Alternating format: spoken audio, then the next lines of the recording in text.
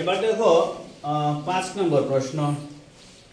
পিতা ও কন্যার বয়সের সমষ্টি 80 বছর, অর্থাৎ বাবা এবং মেয়ে দুইজনের বয়স একত্রে 80 বছর। পিতার বয়স কন্যার বয়সের 4 গুণ, অর্থাৎ বাবার বয়সটা তার মেয়ের বয়সের 4 গুণ বেশি। তাদের প্রত্যেকের বয়স কত? আলাদা আলাদা ভাবে তাদের বয়স কত হয়? আচ্ছা, তোমরা সবাই একটু লক্ষ্য করো এদিকে। প্রথমে লিখি কন্যার বয়স সমান কন্যার বয়সের 1 গুণ।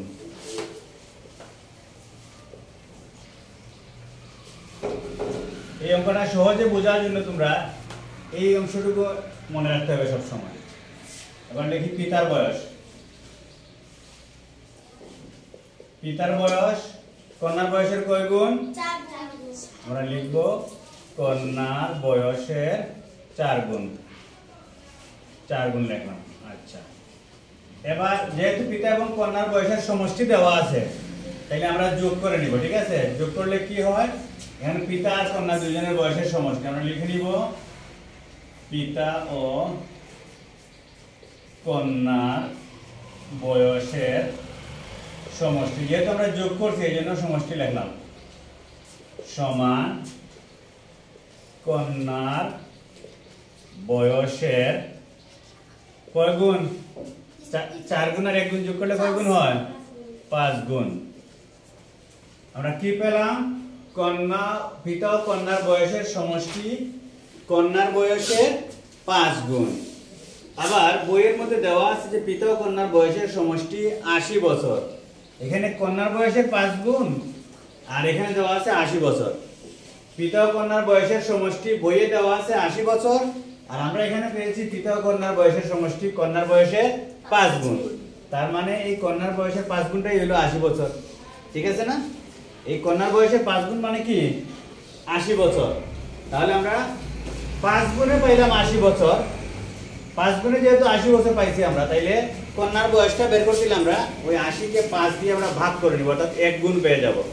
এই যে কন্যার বয়সের 1 গুণ যেটা, ওইটা পেয়ে যাব আমরা 5 দিয়ে ভাগ করলে। তাহলে আমরা লিখব কন্যার বয়সের 5 গুণ সমান কন্যার বয়সের 5 গুণ সমান হলো 80 বছর। সুতরাং কন্যার বয়সটা হচ্ছে এই 80 কে আমরা 5 দিয়ে ভাগ করব। ভাগ করে যা পাবো সেটাই হবে কন্যার বয়স। আমরা যদি 5 দিয়ে ভাগ করি 80 কে, দেখো তো 5 দিয়ে যদি 80 কে ভাগ করি, 5 একে 5 হলো 3, নামিলাম 0, 30, 5 6 30। কত হলো ভাগফল? 16। তাহলে কন্যার বয়স পেলাম কত বছর? 16 বছর। কন্যার বয়স কত বছর?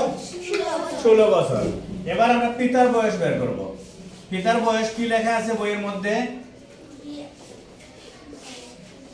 পিতার বয়স লেখা আছে কি? কন্যার বয়সের কয় গুণ?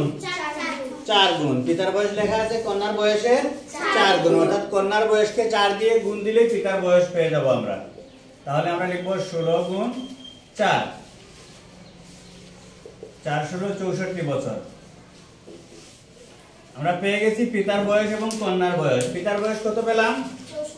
64 বছর, আর কন্যার বয়স 16 বছর। ঠিক আছে, এবার খাতায় দাও।